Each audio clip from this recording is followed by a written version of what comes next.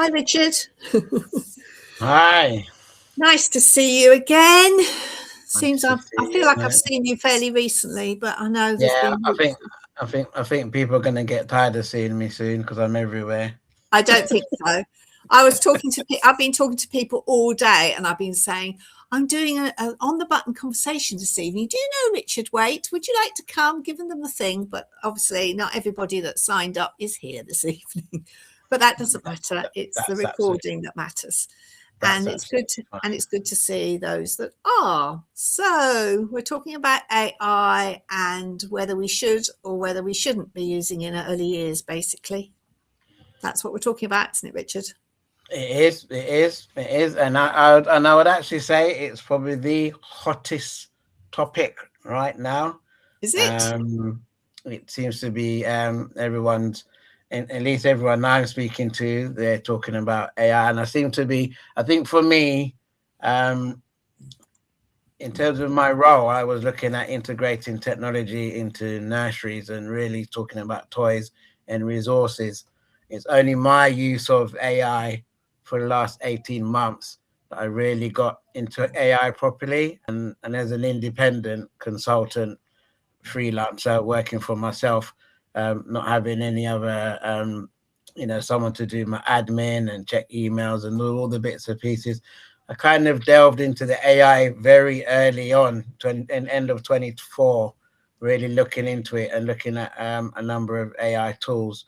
So that's how I really became kind of, I wouldn't say expert, but knowledgeable about it. And 80% of how Weight EY test operates is AI. I use AI tools.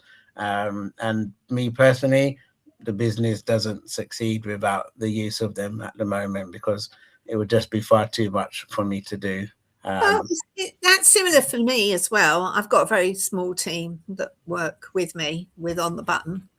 We tend to work in silos. I've got the programmers, and then I've got a few of us that are talking to people and sorting out websites and Facebook ads and things like that.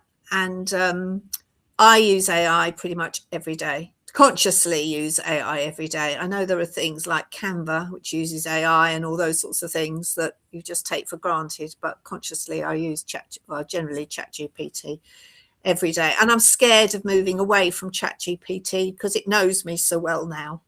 It tells me that's this one sounds more like you. Which is a bit scary, really. But we better just start by saying what AI is. so, I mean, in terms, it's AI stands for artificial intelligence, and I think in terms of, other than people do get scared about it, but I think what we need to just understand is that AI, in terms of in our sector, in terms of what we do, is just another tool which should help us. It was designed, and the idea has always been designed for good. It was designed to make life a little bit better for us. It's to help manage those repetitive tasks, especially in the nursery setting. If you're a manager and you're doing repeat tasks, admin tasks, in terms of newsletters for your team or for parents. It could be responding to parents' inquiries or even complaints. Some of those things, the day-to-day things, which we know it. This can take quite a bit of the time as managers in office when they could be probably spent more time with their team or spending time with the children. So I see it's a tool, just like technology is a tool. It's a piece of technology that was designed to take some of the pressure off the amount of administration and the amount of paperwork we have to do. Okay, that's So interesting. You've mentioned some things there that I hadn't thought about really. I mean, how you'd have to train something up to be able to deal with complaints, wouldn't you? Surely. yeah, I mean, I mean, in terms of how it will look, and I mean, I think the really important thing about AI and how we use it is our human intelligence. So we always have to have the final say. We always have to be in control. So even if it's a complaint, now the complaint could be that it might be a parent saying, well, my child was bitten yesterday, and this is the second time. Why is this happening? And you might just want to quickly just ask an inquiry like, what's the current stats on children biting? What's the psychology? What's the psychology behind it? So AI could give you that really quickly. So then you're saying to the parent, it's a natural thing for children to bite. It's a way that they learn to communicate. It's a way they learn to manage things. So you would get that information really snappy, and you could formulate a very quick email response to that parent. I think obviously. Because obviously when I was working in nursery, we didn't have AI to substantiate our knowledge. So as professionals, we are knowledgeable, obviously, because we've done our training and and we've got experience. But to actually have the idea of substantiating what we're saying, proving a point. I've got a cat that's joining me now. I know he's not joining me. Could be quite powerful, couldn't it? Particularly if there is a parent that is particularly demanding. Yeah, so I think it helps with that. I think in terms of when I think of practitioners and educators, one of the things I think this could help is obviously we now know in nurseries pretty much everybody's using learning journals, electronic learning journals. There's many names out there, I won't name them, but they're using journaling platforms.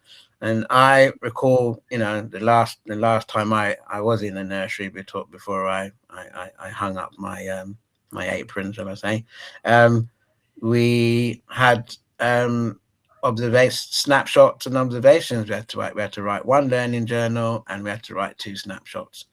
And I had 3 other staff in the room with me. I had my own key children. They had key children, but 2 of those staff, their grammar and their English wasn't particularly great. And sometimes at the end of the day, it was decided by the management that they weren't to submit their observations or their learning journals until it was proofread by myself. And obviously that meant that I was not only looking at my own 10 children's snapshots of learning journals, but I was looking at 2 other sets.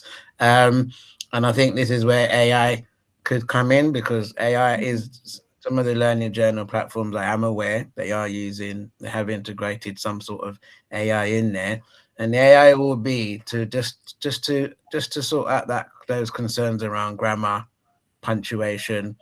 You could have a member of staff whose English is an additional language, so they don't particularly know how to communicate well in those documents, but the AI will support with that.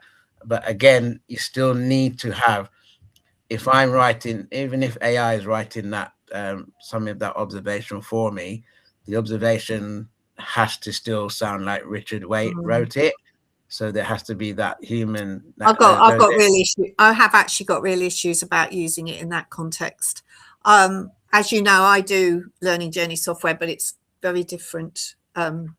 And it's sort of connected to On the Button, but it's not. But it's one of my products, and there are occasions where you do need to write, or you choose to write long observations or longer observations, and we suggest that people use Grammarly, so it actually corrects what they're writing as they're going along, which is also an AI tool. I have very mixed feelings about practitioners or educators using AI to formulate their observation. I think that to write it and put it in to check, I wouldn't have a problem with that. But to get so sorry, maybe I said it. It's not. No, you didn't. No, you didn't, Richard. No, you didn't. You didn't insinuate that. But that's the danger: is that they put in a list of things and then they ask the AI tool to write it up for them. And that shouldn't be happening. It's about the practitioner writes the observation, Yeah. make sure it's factual. You know, Johnny was, you know, holding the pen in the right hand, and Yeah. he, Yeah. you know, made a mark to the letter A. But if their grammar and the punctuation isn't right, then that's where the AI just makes that adjustment. But the observation and everything else doesn't change. But I just remember I remember parents being quite upset getting observations or reports back, and just thinking, this person's teaching my child, but they Oh, can't yes. Yes. spell, Yes. or they can't spell, or they don't know their own punctuation, and it can be quite embarrassing, and especially if it's a practitioner who is got English as an additional language. It's not their fault. But they are expected to write these pieces of information. So I think it just helps. It just helps those sorts of people Yes, absolutely. a little bit. But as you said, the observation has to be written as it always has been. This just helps a little bit. Yeah, absolutely.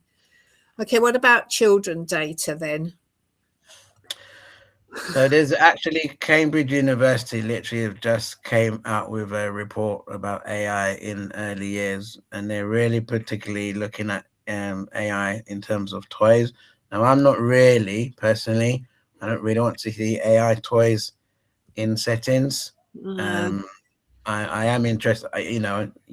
Catherine, I'm a technology expert, but even for myself, AI toys will draw the line. Now, it depends because they are actually different AI toys. I think the AI toy that the Cambridge University were looking at was actually a set of toys by one company, and the Right. concern was that the toys were connected to the internet.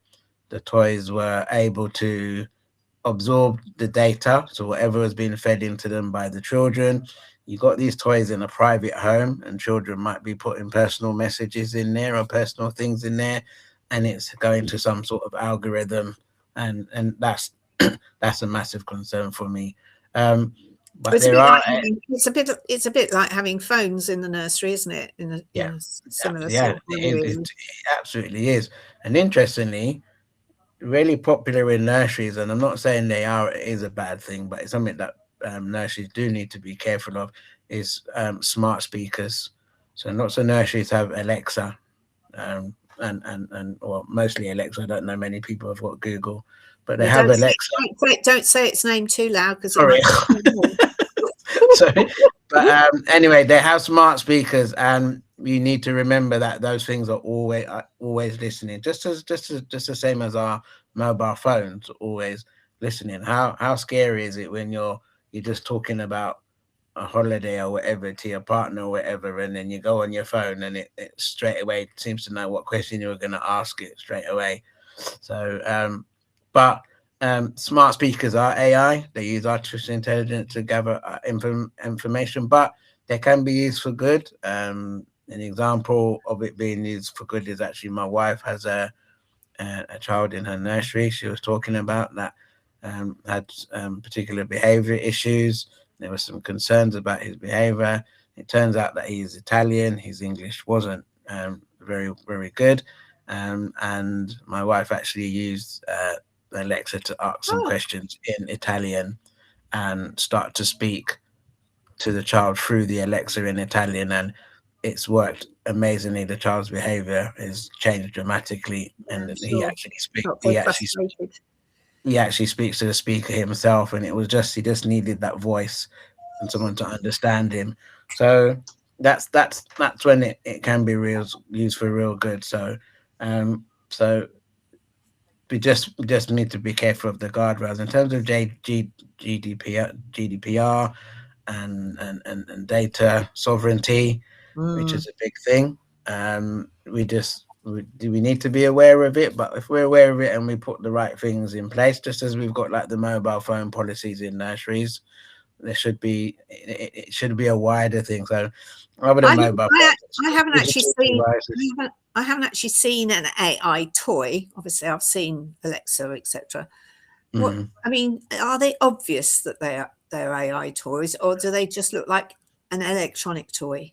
So the concerns recently in the Guardian was around, and there were some concerns around some AI toys which actually have been around for a few years.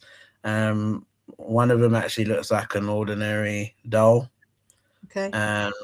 And I didn't even know Carly. I think she's called Carly, and I didn't even know about Carly. She looks like an ordinary dolly that a child would have, but So she it has doesn't look like it's an AI. no, and Anything. Okay. it connected to the net, and it can connect to an iPad or a tab or other tablet, and that means it was storing data. And there were, I think Germany banned it. Germany realized that it had lots of data implications and issues. So I did post actually on my LinkedIn. I did do Yeah, quite a big I saw post it. about it. No, I did see it. I was just wondering Yeah. whether they looked as So so you could so identify these toys quickly, or whether they were going to be, So you know, I sort think some toys need to of be cohort. alerted to people, to the sector, to like what it was, So, the newspaper, the article did, and what I posted. Some of them will look like this. I mean, if you look at a lot of the toys, they're robots, they're robotic toys. So okay. therefore, any robotic toy that a nursery buys, you should just double check. I've introduced a couple of robots to nursery settings, but that's because I know they're purely just for coding, and they don't connect to the internet. They No, don't like robots. they don't store any data. Even one of them has a camera built in, but the information goes onto an SD card. It doesn't go Okay. on any cloud or anything. Okay. It doesn't go online. So these are safe. So there are safe AI toys out there. We just need to be aware of it. But I think, and I don't envisage that there to be many of these in the nurseries anyway. There's such a hesitancy towards technology in the nurseries, full stop, Yeah, at the there are, but parents won't know any different, will they? but it'll be about if a child brings a toy in, like for show and tell. Just Yeah. nurseries need to be aware of it. Yeah. If the child says this toy talks to me and I tell this toy things and it talks back, then yeah, we got a problem there. We might need to just speak to the parent and say that's not allowed on site. Okay. Going back to the adults, Mhm. I find AI quite useful for helping me make decisions on what I'm going to do. You know, should I do this or should I do that? I can see that as being quite useful for leadership.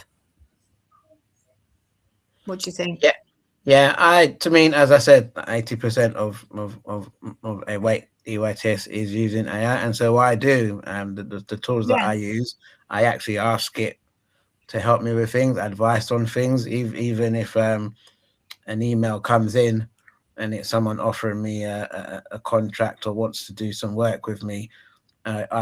I feed that information into my AI, and it quite cleverly, because it's known me for 18 months now, it knows me very well. It quite cleverly will say, actually, that's not a good fit for your business. Okay.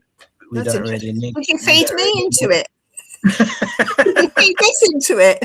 Well, funny enough, Catherine, I can actually say, "Do you know who? Can you tell me about Catherine Lyon?" And it'll go and scrape the internet, and it'll Oh, find right, everything. lovely. It'll scrape everything it can find on you. So that's Okay. useful, because sometimes when a company does approach me, I'll feed the company in and say, I need to know a bit more about them, and then I was approached recently to not to do any work, but I'd like to see if I could get a grant of some description to support on the button. And this company I started talking to, and then I started to think that I started to feel a bit uncomfortable about it, and I asked ChatGPT about it, and basically pulled out of what I was going to be doing with them. So it is very useful for those sort of decisions. But I was thinking, you know, policy writing and or making a decision on where I spend, you know, or how could I support a child and spend their EYPP money, for example. That would be quite good way of Yeah, using AI, so wouldn't that it? yeah, so that's good about that. And one thing recently, I've spoken to a few nursery managers or directors who have moved on from or are moving on from one setting to another. And what seems to be coming up in interviews I've heard is All that right. they are being asked how can companies use AI going forward in terms of improving the business.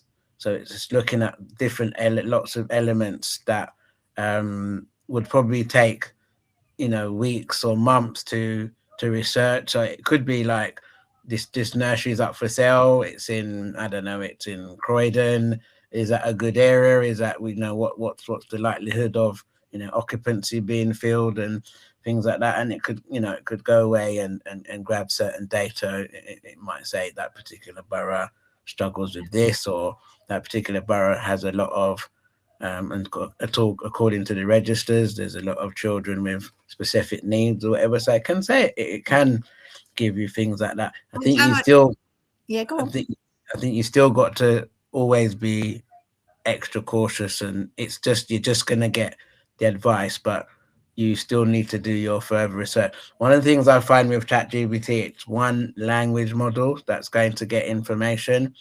How I actually work, I actually use about 4 language models, and I don't actually use ChatGPT at all. Oh, that's Um, interesting. when I did some research on ChatGPT, it's the one language model that hallucinates the most, Okay. especially when it comes to education and child and early I years. have lots of rows with it. Yeah. So the model that the platform that I use actually scrapes a range of language models. So therefore, I'm getting the result I'm getting back is the AI has checked about 6 different platforms for accuracy. So therefore, I get a more accurate figure. I get a more accurate result. Yeah. But at the end, the tools that I use, it has decline or approve. It always has a decline or approve. So I read what it said, and I either decline it or I approve it. If I approve it, then Oh, we okay. goes further. If I decline it, it completely scrapes it, and then it adds it to my what's called the AI brain, where it means it remembers it remembers the things I don't like, and it Yeah. keeps it in check. But yeah, you can. I mean, one of the things I was thinking, and I remember having a dispute with a nutritionalist actually, because I think she was trying to say that I wanted AI to be writing nutritional menus, and I wasn't actually saying that at all. That was a discussion I had with NHS forum, and what I was trying to explain to the lady was, and the rest of the panel, where it might be good with that is if you got a child who's just come in for backup care. So that child is not in your nursery on a regular basis. They've just come in. Parents been called into work urgently. They need to drop their child somewhere. This child has a food allergy or a particular, they might be, they're lactose intolerant, Yeah. whatever. You've got your menu all sorted out for the week, all the ingredients and everything's been bought. Suddenly you've got this backup care child come in. I think AI might be able to say, by the way, on the menu today we've got, I don't know, bread rolls with soup, blah blah blah. However, this child has come in and they are colic, or they've got some kind of intolerance. Can you just quickly give me a couple of examples that I might be able to give to the chef to adapt the menu so that or even just highlight the bits of the menu the child can't eat. I can see that being really helpful, but obviously you still need to have your own knowledge around it. But if you put the week's menu in and say, right, what can or can't the child eat, at least you know where to focus your attention on, don't you? Yeah, and it's easy and it's just so much easier for the chef, because you can imagine if he's got his menu all planned out, he's got all these ingredients on the table, the stuff's defrosted from the freezer, and then you come and you go, by the way, this child can't have that, can't have that, can't have that. Where you could say they can't have that, but actually I've just quickly written up a couple of things you could make adaptations, in a separate pot, that the child will still be able to enjoy meal times. So I think that's helpful. Also, I can see it being really helpful Well, I've used it to make evaluations, for example.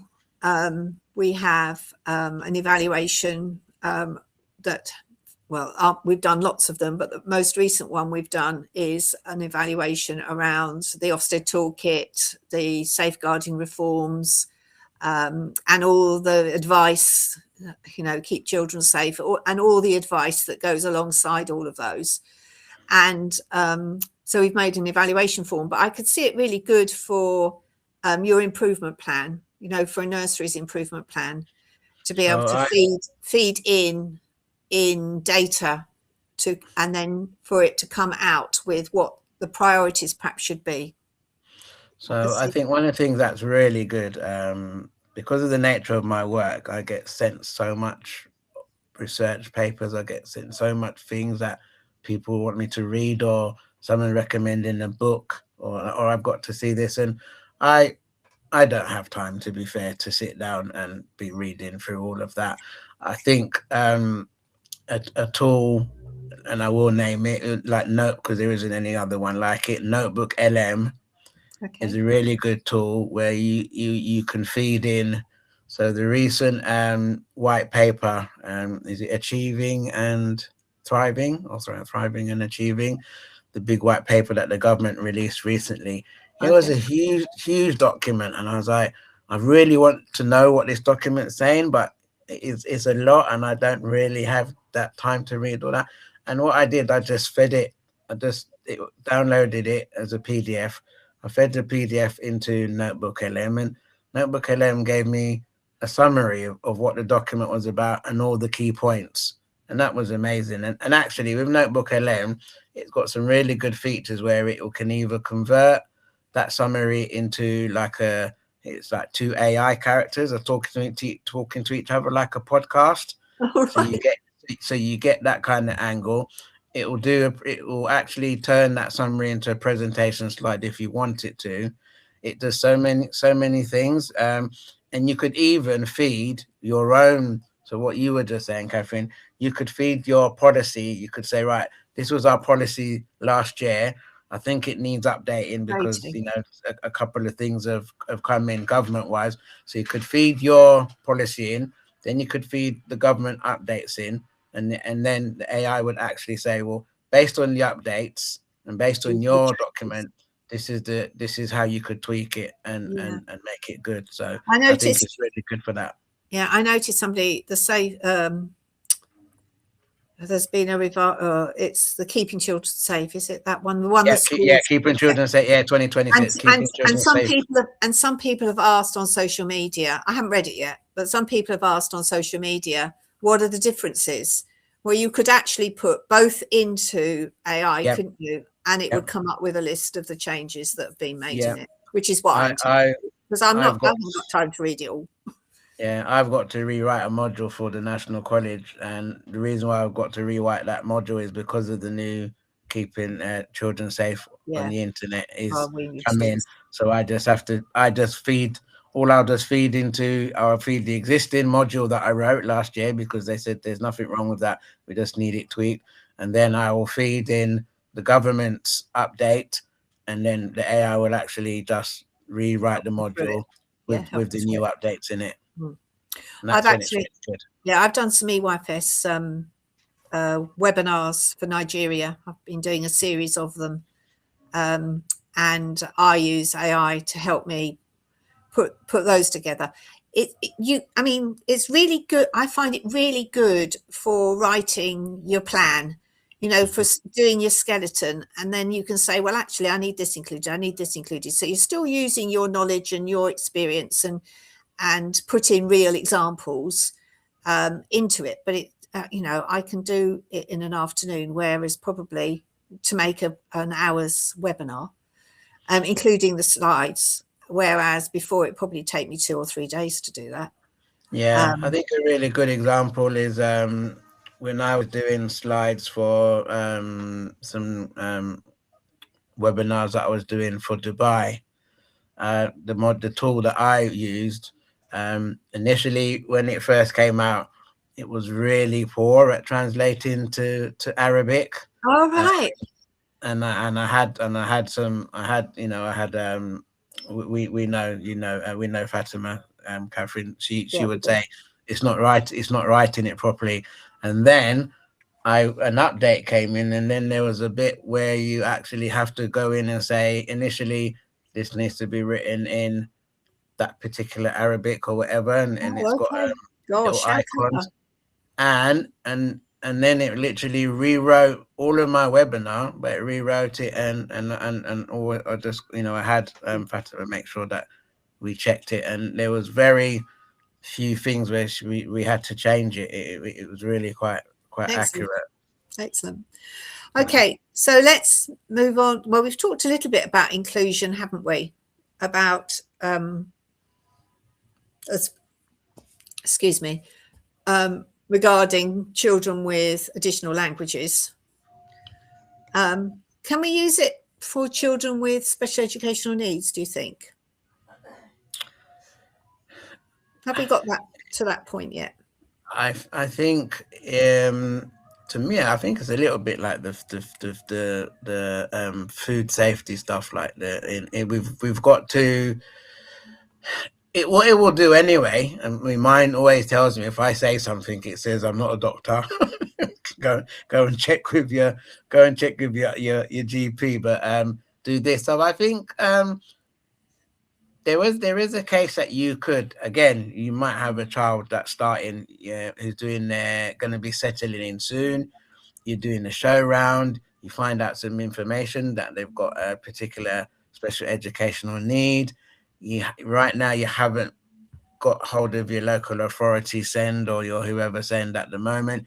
You just want some quick information just to see could we What those needs are, what those needs are, what could we accommodate, and it's just to give you that little heads up before you then actually go and speak to the right authority, speak to your local authority, or you speak to your, if you work, if you like work for a large chain and they've got a send person, you would speak to them. But it would just be to give you a little background into the area. So I think it can help with that, and I think even in terms of an active learning experiences. So you could say, I've got this learning experience. We've got it for the children in the room. How could we maybe tweak that learning experience and adapt it slightly so that particular child feels included as well? Or it's even a case of I know one of the nurseries I'm at, we just had a child who just sometimes just found the classroom overpowering, too much noise or whatever, and we just found that it was just to take him out of that environment, and we found out that he liked there's an app that we had on the smart table where he can press his finger on the bubbles as they're going up the screen, and the bubbles would pop, and he would just stay on there and he would just pop those balloons. And we had another app which was a firework app. So AI might be able to say if the child's got a sensory need, these might be a good idea of sensory things that you could do. And so I think it helps that way. I mean, I think it just means where sometimes we've spent hours and maybe days trying to work things out. I think we can cut this back into hours. What about over-reliance though? Because I sometimes worry about my over-reliance, on I mean there are lots of skills that we need to still have using AI. We have to be very questioning, we have to be very curious about what it's telling us, not take it for, taking it as at face value. So that for me goes back to the human intelligence. It goes back to the fact that we still need to be practitioners, we still need to be educators. AI isn't coming and becoming educators or teachers. No, it's not going to take our jobs over anytime soon. It can't give a child a hug, and it can't tell a child it understands why it's crying and things like that. But I think we take it a step at a time. I think one of the things I think about coming AI and why people are concerned that it's making people more lazy, I think technology on the whole is a bit like that. if you remember back in the day, Catherine, we would have remembered about 20 telephone numbers off the top of our head. Oh yeah, but we don't need to remember those now. And then we don't, and we don't need to remember those now because we just look at our phone and it will tell us. But that means that bit of the brain we've stopped using, and I think that's what we just need to remember. Try and keep. But maybe we're developing other parts of the brain that is not Yeah. necessarily seen as being so important. Now, next month, I'm talking with Jan Dubell, and he wants to talk about academics in early years. And I think everything is academic for early years. And, you know, creative arts and design is just as important as literacy and maths. That's my view. That's always been my view. But I think with the world of AI, the creativity side and the inquisitive side of us human beings needs to be brought out more. So I think perhaps, you know, we don't need to remember, you know, the War of the Roses. When was it? Da da da da. We don't need to. We haven't had to remember that for ages because we could just Google it. Yeah. So although that, I don't think that makes us lazy. I just think that makes our brain. We use our brains in a different way. We put our energies into things that perhaps are now more important than they used to be. Yeah, so I mean, I think in terms of when I look at technology as it stands now, especially in terms of technology integration, one of the things I thought about is if nurseries use the STEAM approach, and I don't say STEM, I say STEAM, because as you just talked about the creative arts and everything, art is really important. Although Cambridge and Oxford probably don't like it and want to keep it as STEM. But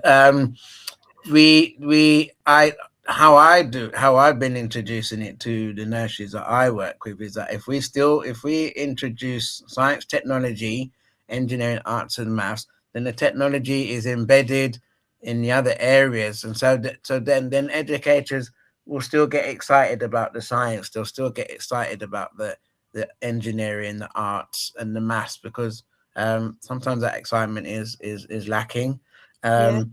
But technology is embedded among it because I think, you know, especially around the hesitancy is when people think, oh, technology coming in the early years, does it mean it's going to stop us playing with sand and water? Well, or corn flour. I've never told anybody that, and I love corn flour better than anything else. So, but I just think using the STEAM approach just means that we can integrate technology, and at some point we will have to think about AI as well into our early years, learning it, practice, and experience. And as you said, we channel our brains differently, and actually maybe the AI gives us less time worrying about tick box exercises and all the paperwork stuff that we need to do, that side of our brain, and maybe we get back to the caring and nurturing side of our brain, and actually being silly with the children. It's funny how many people laugh at me when I say you should be silly with children. They look at me, but yeah, being silly with children, they love when you're silly and playing with them. So yeah, it just AI I think allows us to be that, to go back to those basics. It gets that, because it takes away all the admin stuff that we need to do now. I mean, if you think about it, you know, certainly in my era, I'm a bit older than you. When we first brought out our first software, we were very new. There was nothing there. There was nothing out there at all. A bit like On the Button, really. You know, there's nothing early years out there that On the Button does. And but in those days, nurseries didn't have computers. If they had a computer in the office, that was quite forward thinking. And that's when we brought out our first software. Now, we went to shows, Nursery World Show and Childcare Expo, and we took laptops with us, and nobody would come near us. We were too scared. Everybody was too scared, and people taking up the software was too scared that their older staff wouldn't understand it. And I suspect that possibly is the same in settings now. Yeah. It still exists now. That definitely that fear hesitancy from some of our more established educators is there. I talk to nurseries and preschools every week, pretty much every day, and actually nobody has brought up AI in any conversation that we've had. It's just suddenly occurred to me. So that's, perhaps I need to inquire a little, which is why I was a bit hesitant at first when you said everybody's talking about AI. I think they are in my business circles. Yeah. But I'm not sure if preschools are really talking about it at this minute in time. So I attended the Nursery World Business Summit, and we were talking about cybersecurity. And you're right, because in one sense, nobody's really talking about cybersecurity, but then that's why unfortunately issues are coming and are arising now. And I think in terms of, like, as you just said, you speak to nurseries every day. Probably the least thing on the nursery manager's mind or a leader's mind when they come in, opening up in the morning, or or practitioner's mind is is AI, or are we safe online or anything like that. And that's so that conversation, it's important. When I say people are talking about it, I think it really is important to talk about it, because we need to, so that we make sure that things that have happened recently don't happen again. People do. I do get asked that question. I do get asked, how safe is your software? And we've made huge, although I felt we were very safe before, we've made huge changes since at the beginning of the year, this year, because people find nurseries easy targets, really. So we need to anyway, but children and parents. So safeguarding, which is what On the Button's all around, is very important. We have to safeguard the software and the data, etc., as well. It's quite interesting what we've been talking about, because I'm thinking, safeguarding AI toys. It's something that perhaps needs to be brought into people's minds, which hopefully this evening has done. Yeah, Dave. It's funny, it wasn't really mentioned, and to be fair, as I said, I'm not really expecting AI toys, but as they can come in. Carly and these other four, Moshi, I think is the other one.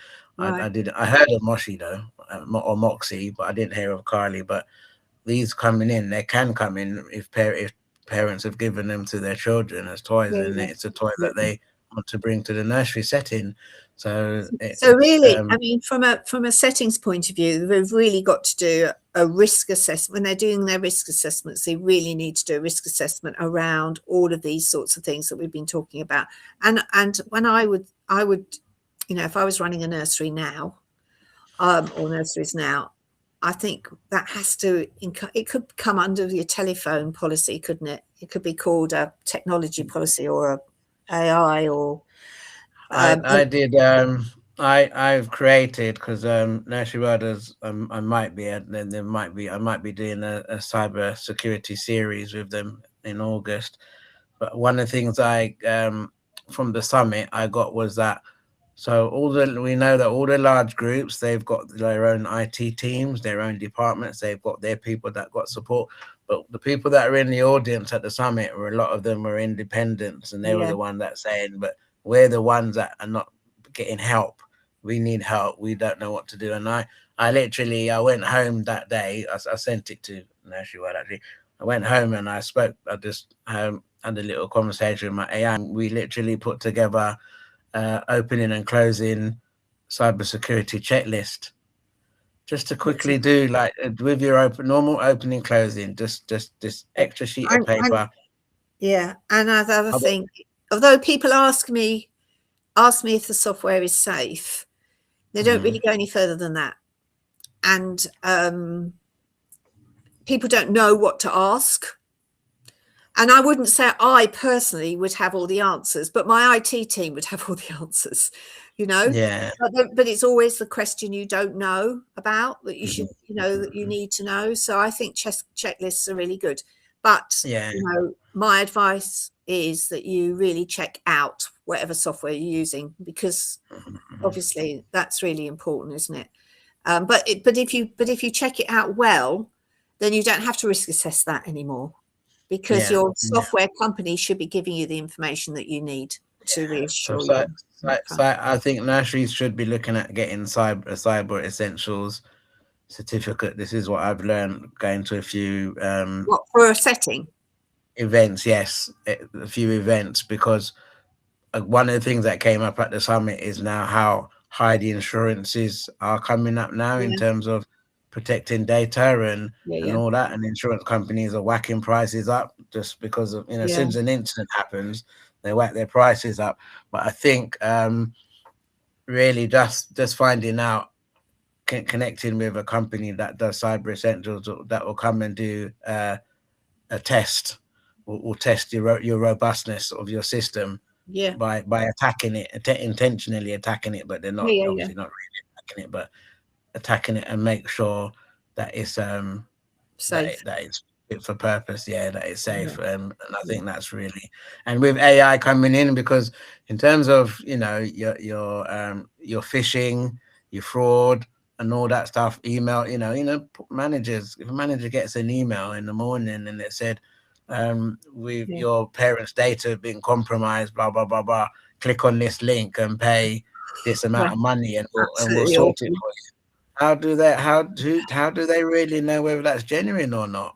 Well, they don't. They mustn't open it, must they? Simple as that. So but when there's sometimes when you're scared, you do. That's why people are allowed to get away with doing these things, because there are people that will click that link, not really thinking about it, because they're scared, thinking about something else, or they're going to lose something else. So, and AI makes, unfortunately, the dark side of AI means that we've got to be more on the button. Got to be more on the button, Catherine, with this stuff. More on the button with AI coming in, because it can be our undoing, unfortunately.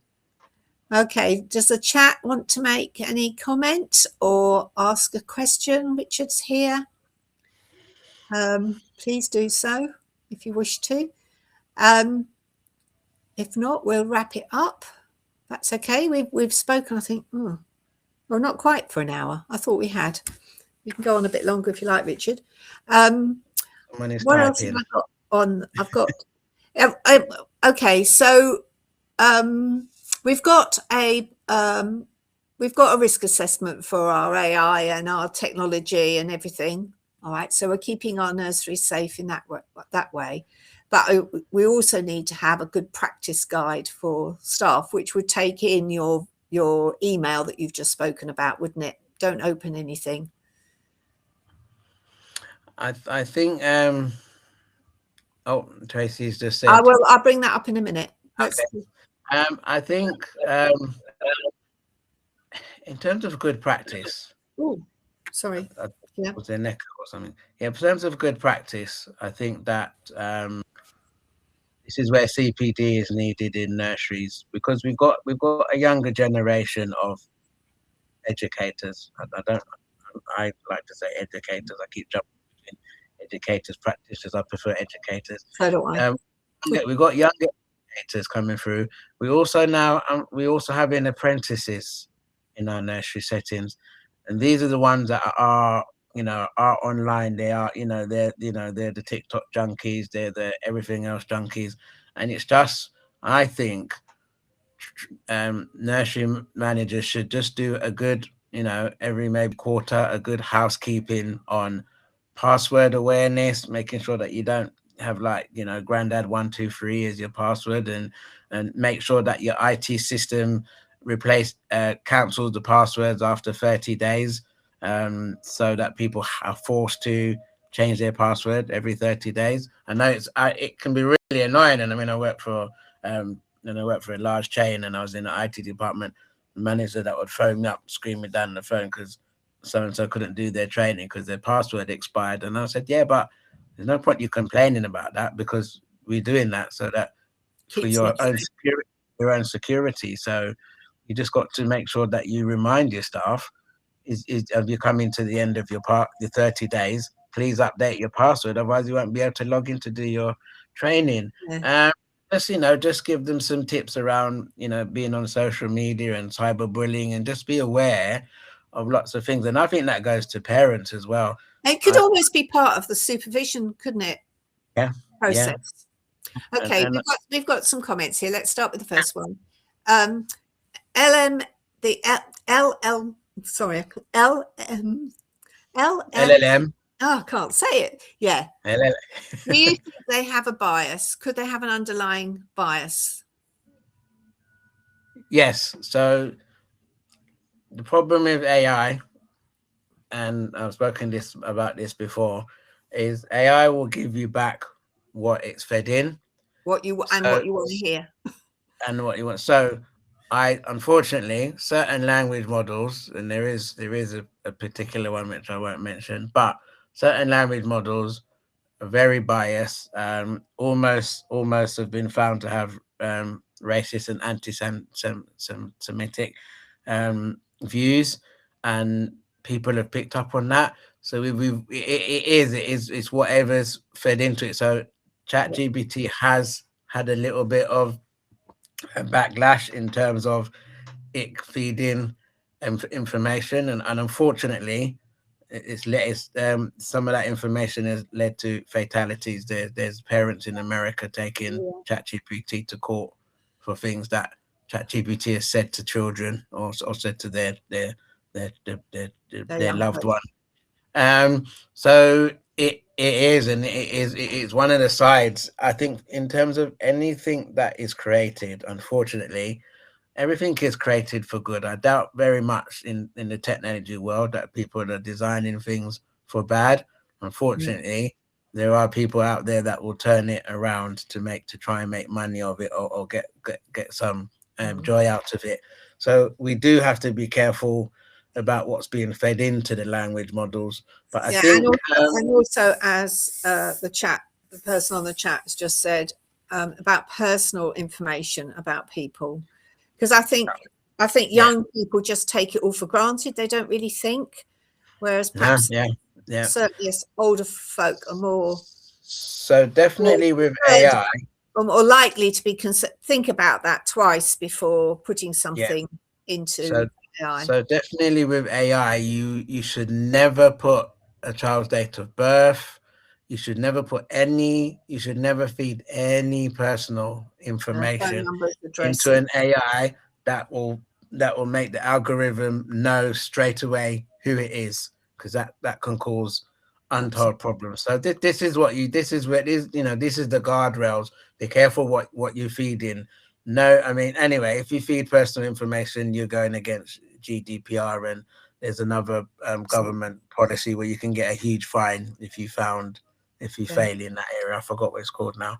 Anyway, but yeah, this is where you don't say like, oh, I live on 53 10th Street and the rubbish hasn't been taken out for 2 weeks.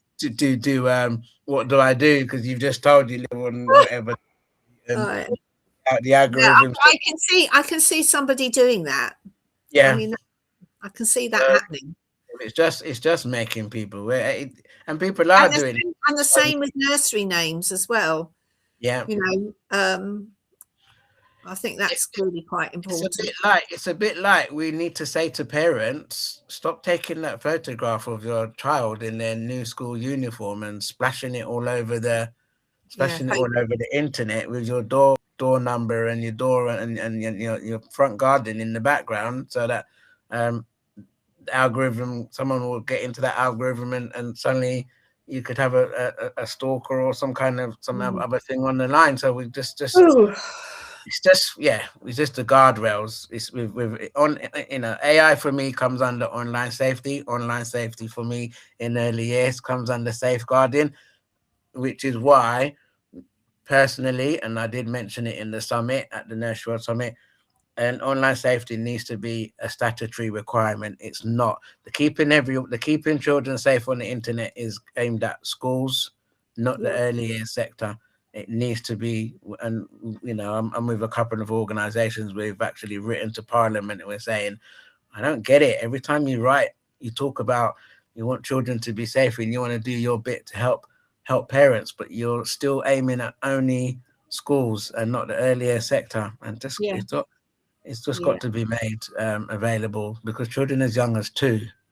But it's Even about, but it's about educating the child that's as young as 2 will be safe if the adults around that Yeah. child knows exactly what they should Yeah. and should not be doing. And But then I think this is where nursery managers could have like an online safety policy, or have a notice board on online safety. the Just have some go on, Yep. sorry.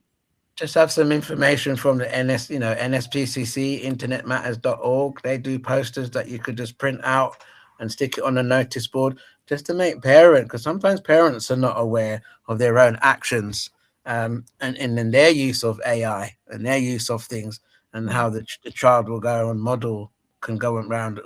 and model that. Or, as we're saying about the pictures that being taken, and then now there's, you've heard about all these deep fake images that can be created from somebody. So I just but you know what, I don't want to end things with scam. No, we've ended.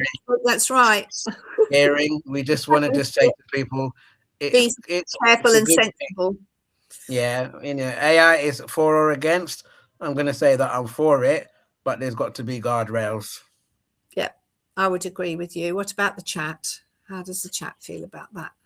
I don't want to say names. Agrees. Okay, that's great. All right, Richard, thank you so much.